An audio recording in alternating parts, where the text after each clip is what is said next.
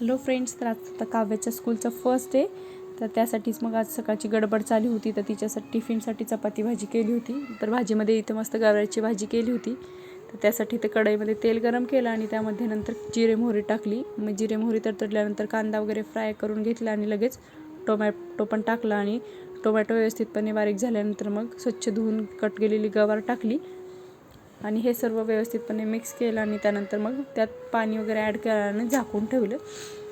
तोपर्यंत मग इकडं भाजी शिजेपर्यंत चपात्या पण करून घेतल्या आणि चपात्या वगैरे झाल्यानंतर तोपर्यंत भाजी वगैरे शिजली होती आणि नंतर मग त्यामध्ये सर्व सुके मसाले वगैरे ॲड केले.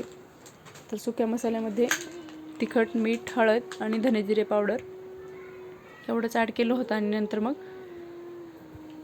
शेंगदाण्याचं कूट वगैरे ॲड केलं आणि हे सर्व व्यवस्थितपणे मिक्स केलं आणि नंतर मग अजून थोडा वेळ झाकून ठेवली भाजी आणि एक 5 ते 10 मिनटं शिजवून घेतली परत एकदा. तर मस्त अशी गवारीची भाजी रेडी झाली आहे आणि त्यानंतर मग वरती गार्निशिंगसाठी वरून कोथिंबीर ॲड केली आणि त्यानंतर हे सर्व झालं तर मग काव्याचा टिफिन वगैरे पॅक केला आणि मग तिला स्कूलसाठी रेडी केलं. तर ती खूप एक्सायटेड होती. आज स्कूलचा फर्स्ट डे होता, तर न्यू युनिफॉर्म वगैरे सगळं.